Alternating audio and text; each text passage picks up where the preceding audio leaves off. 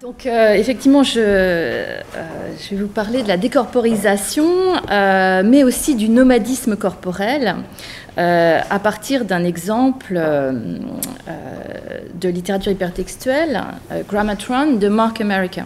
Ce qui m'intéresse dans cet exemple, et d'une manière plus générale dans la littérature hypertextuelle, on parlait, hier, Joanne parlait d'engagement. Donc, ce qui m'intéresse, c'est le lien entre l'engagement du corps dans les signes et l'engagement politique, éthique et critique de l'œuvre. Parler d'un engagement du corps et des signes dans la littérature électronique semble relever du paradoxal. En effet, l'imaginaire d'Internet, comme le désigne Patrice Flichy lorsqu'il se réfère à nos représentations de la culture en ligne, est placé sous le sceau de la dématérialisation des supports et de la décorporisation des sujets. La spécificité même de l'espace numérique, lieu de l'atopie, de l'anonymat et de l'équivoque temporel, conduit à penser que le corps, qui se définit par un certain nombre de repères spatio-temporels identitaires, n'y trouve pas place. Si dans le contact avec le codex se joue une certaine sensualité, celle du toucher des pages et de l'odeur du papier et de l'encre, la lecture électronique, pour sa part, dans le face-à-face froid avec l'écran, semble n'engager les sens qu'à minima. Mais de quel corps parle-t-on lorsque l'on postule la supériorité matérielle du codex sur le livre électronique ? Le corps, réalité complexe, est loin de se borner à la matérialité du donné biologique. Dans la conférence qu'il donne pour ouvrir les activités de la Société française de psychanalyse, le 8 juillet 1953, Jacques Lacan distingue 3 champs structurants de la subjectivité, celui de l'imaginaire, du symbolique et du réel. Le corps imaginaire est l'image que le sujet se fait de son corps et de celui des autres. C'est le produit d'une identification du sujet à une image fausse, car inversée, celle de son moi perçu dans le miroir, c'est le stade du miroir qu'on connaît. C'est ce corps imaginaire que le registre du symbolique permettra de marquer au sceau du signifiant du désir. C'est aussi l'ensemble des objets petit a, imaginairement perdus et cause du désir, le sein, les excréments, la voix, le regard et le phallus en tant qu'il manque. Le corps symbolique, pour sa part, c'est le corps qui est rattaché à la fonction du langage et plus spécifiquement du signifiant. C'est un corps marqué par la castration, c'est-à-dire le manque. C'est le corps façonné par le langage en tant qu'il est grand autre. Le corps réel, enfin, c'est le corps biologique de la sexuation et de la pulsion ainsi que de la jouissance. C'est paradoxalement un corps impossible, celui que l'on ne rencontre que sous la forme de l'angoisse, de la mort, et que les corps imaginaires et symboliques permettent de tenir à distance. Avant d'examiner les formes d'engagement du corps dans les signes dans la littérature électronique, il convient de définir également ce que l'on entend par signe. Les signes désignent dans la lecture codex le langage écrit, imbrication de signifiants saisis dans leur matérialité graphique et de signifiés dans leur matérialité acoustique. La lecture électronique, multimédia, inclut des signes proprement linguistiques, mais aussi des images et des sons, faisant ainsi appel à des sens que le codex laisse de côté. Pour explorer l'engagement du corps dans les signes dans la littérature électronique, je débuterai par une généalogie ou une archéologie des discours dénonçant la décorporisation numérique. Je mettrai ensuite en lumière les interventions corporelles que suscite la littérature électronique en me penchant tout particulièrement sur l'œuvre de Mark America. Je terminerai par une évocation de l'économie libidinale de cette œuvre, afin d'y mettre en évidence une politique corporelle de la résistance au technocapitalisme dominant. Et j'espérerai ainsi avoir démontré l'existence de nouvelles formes de matérialité nomade en ligne, contrairement aux idées reçues concernant la dématérialisation d'Internet. Donc je commence par l'adieu au corps organique dans la pensée cybernétique des débuts d'Internet.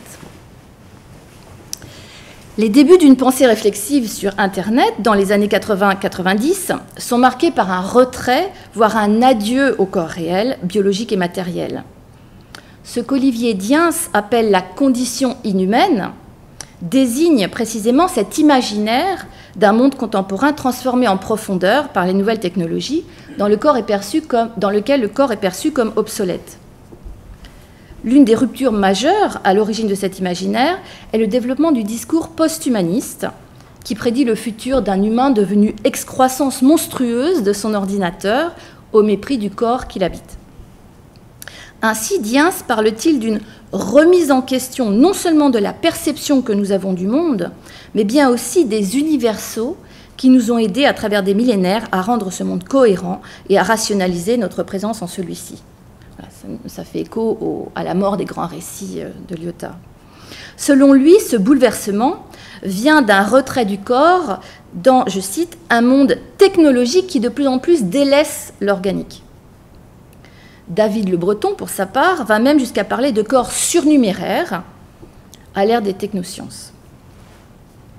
Retracer la généalogie du discours d'adieu au corps en révèle le caractère idéologiquement construit.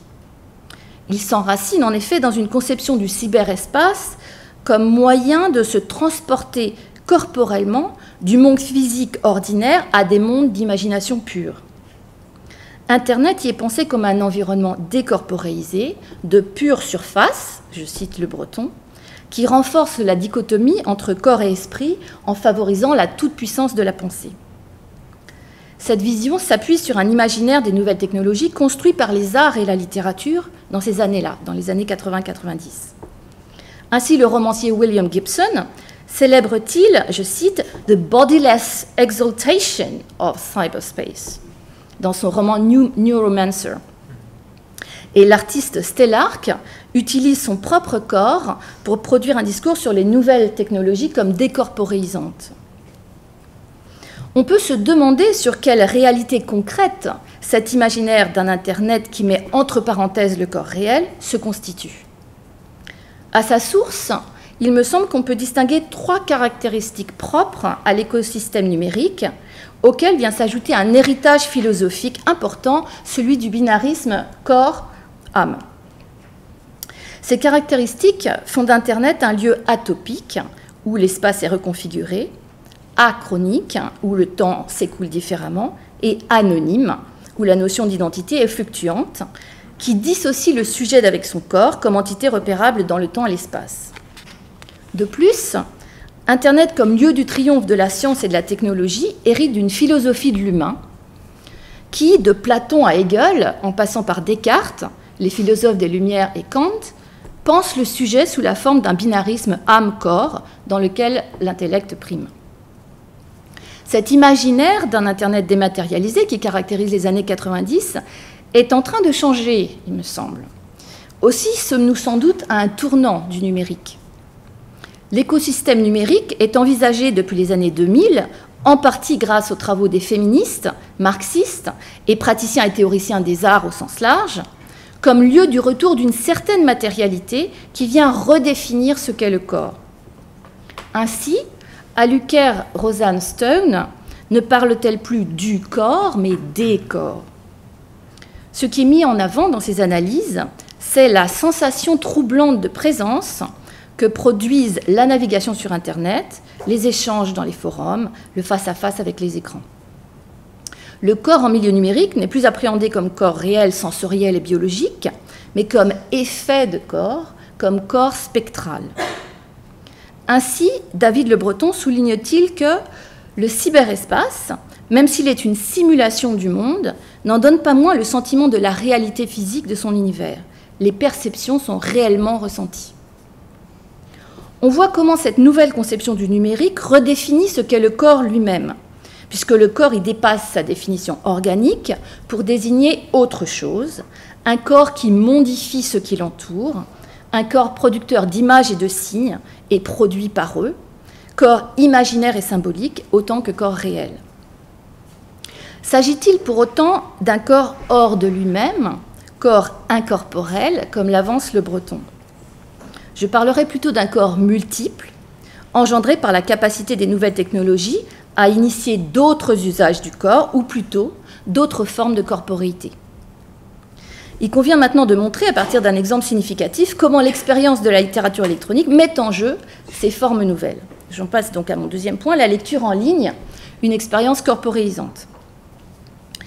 Si la littérature est traditionnellement définie comme l'usage esthétique du langage écrit, les œuvres de littérature électronique tendent à opérer un déplacement de ces usages vers une esthétique de la matérialité. Je cite ici Bouchardon. Il existe en effet une matérialité propre au support numérique, merci, exploitée par les auteurs de littérature électronique. Une comparaison rapide entre lecture codex et lecture électronique permettra de préciser l'argument.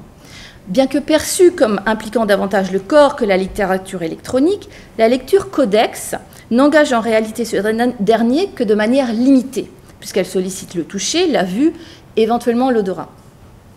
Cependant, en raison de la dimension sensuelle, voire animale, et donc corporelle, des sens du toucher et de l'odorat, la lecture codex nous semble solliciter le corps de manière plus importante que la littérature électronique, qui sollicite essentiellement la vue et l'ouïe, deux sens perçus comme plus intellectuels et donc par conséquent plus éloignés du corps.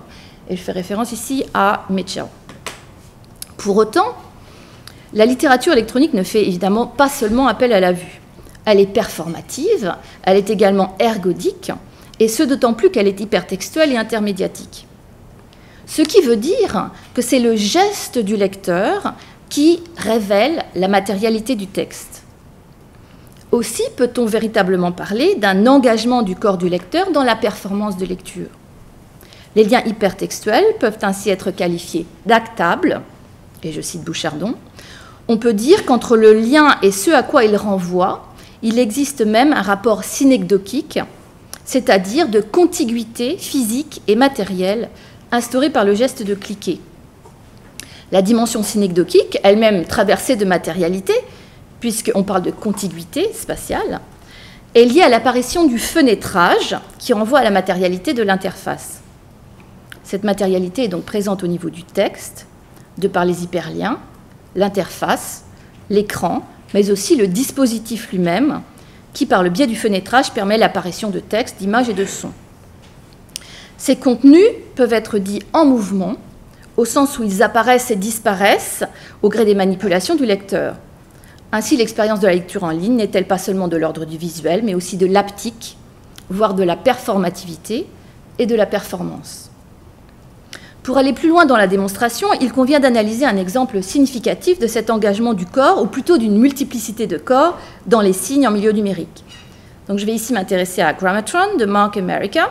C'est une œuvre multimédia qui a été créée entre 1993 et 1997 et dont les nombreuses références intertextuelles, le fonctionnement réflexif et le dialogue constant établi avec la grammatologie de Jacques Derrida et les notions donc de trace et de différence avec un A qui sont avancées, mettent sur le devant de la scène la matérialité de l'écriture, la performativité de la lecture et l'investissement corporel, imaginaire, symbolique, voire réel, du lecteur dans la trace.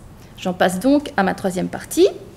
Donc, Grammatron se propose d'étendre le domaine de l'écriture par son inscription en milieu numérique.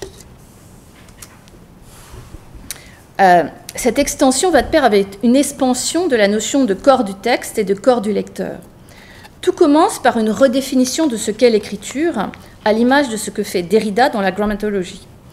Dans la grammatologie, l'écriture désigne les signes matériels comme traces constitués en systèmes de différence qui prennent sens les uns par rapport aux autres dans un positionnement différentiel vis-à-vis d'une origine toujours différée, ce que Derrida désigne comme la différence avec un A. Cette différence renvoie à l'impossibilité pour l'écriture d'ouvrir à une présence réelle, à une présence autre que spectrale. Mais elle renvoie aussi à la capacité qu'a l'écriture de convoquer les fantômes de l'histoire et de la mémoire. L'écriture comme trace implique une capacité à unir mémoire et puissance au-delà de la distinction entre présence et absence, ce qui fait d'elle une ontologie, ontology, ou science des fantômes. L'écriture comme trace, selon Derrida, c'est déjà une pensée du virtuel comme puissance, c'est-à-dire comme réel. De manière similaire, Grammatron fait de l'écriture un ensemble de traces, d'inscriptions symboliques et d'imaginaires fantomatiques qui poussent le corps au-delà de ses frontières biologiques vers une spectralité modelée sur le signifiant du désir. De désir, il est beaucoup question dans Grammatron, œuvre traversée par une économie libidinale, thématisée par l'écriture et actualisée par la lecture. Cette économie est placée sous la loi du manque, selon la logique propre au désir. Ce manque génère un désir de texte et de sens. Mark America la propose comme une alternative de résistance au diktat de la jouissance instauré par l'économie capitaliste néolibérale. Et c'est donc l'apparition, là vous avez vu ces pop-up pornographiques qui apparaissent constamment, des spams pornographiques qui relèvent, selon Mark America, du technocapitalisme décérébrant et qui promeuvent une économie pulsionnelle de la consommation immédiate de l'objet. L'œuvre parodie ce fonctionnement pour mieux le dénoncer, d'où ce phénomène intrusif de publicité sauvage, donc à caractère pornographique, qui est répété par l'œuvre. En opposition à cette économie du pulsionnel, l'œuvre de Mark America érige la figure du golem comme métaphore de la capacité de l'artiste à transformer la créature informe des pulsions en écriture distanciée, résistante et poétique. Ainsi, Grammatron met-il en scène, de manière ironique, le risque d'un investissement pulsionnel sur Internet qui toujours nous guette, lié au surgissement d'un corps libidinal non médié sur le devant de la scène technologique, corps réel, source d'angoisse, ce que l'on pourrait désigner comme la pornographisation d'Internet, qui serait propre à son fonctionnement, inscrit dans une logique de consommation immédiate. Bien, donc je vois que le temps avance. Voilà, donc l'œuvre met en place un certain nombre de moyens pour mettre à distance toute possibilité de consommation immédiate. L'œuvre est opaque, l'œuvre résiste, et elle interdit au lecteur une logique de jouissance. Vous voulez que j'en passe tout de suite à ma conclusion, puisqu'il me reste 2 minutes. Allez, allons-y.